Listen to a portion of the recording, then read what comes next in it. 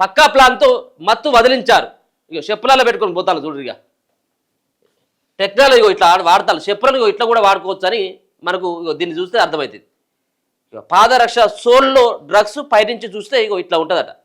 ఇటువంటి మత్తు పదార్థాల ద్వారా ఒక పక్కన వాళ్ళ ఆదాయం ఒక మార్గం అయితే, ఈ మత్తు పదార్థాలకు బానిసై వాళ్ళకు తల్లి తెలుస్తలేదు, చెల్లి తెలుస్తలేదు, పక్కోడు తెలుస్తలేదు, మనోడు తెలుస్తలేరు.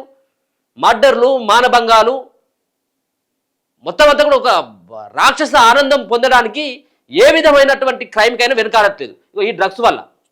వీళ్ళు ఏం చేయాలి? వీళ్ళు బయటకు వచ్చినాక ఇంకేమైనా పని చేస్తారు, ఇంకేం పని చేయడు వాడు, మళ్ళీ ఇదే దందా మొదలు పెడతాడు.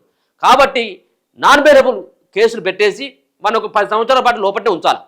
ఇక వాడు ఇప్పుడు పోయిన తర్వాత మళ్ళీ 2 నెలలకు 3 నెలలకు వస్తే వాడు పోయి మళ్ళీ ఏదో భూమిని దున్నుకొని బతకడు, వాడు వచ్చి ఏదో ప్రైవేట్ ఉద్యోగం చేసేటువంటి స్థితిలో ఉండడు. ఎందుకంటే ఆల్రెడీ వీళ్ళు దీనికి అడాప్ట్ అయిపోయాడు.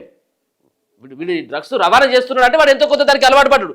ఎందుకంటే డ్రగ్స్కి ఏ విధంగా రవాణా చేసినప్పుడు కూడా డబ్బుల కొరత ఎక్కువ ఉంటుంది, అంటే డబ్బుల కొరత ఉండదు, అధిక ఆదాయం ఉంటుంది దీని ద్వారా. ఎందుకంటే ఇది అంతా కూడా ఇల్లీగల్ కాబట్టి దీనికి అలవాటు పడ్డాడు. ఇంకేం పని చేస్తాడు వాడు? మళ్ళీ బయటకు వచ్చి మళ్ళీ ఇదే పని చేస్తాడు.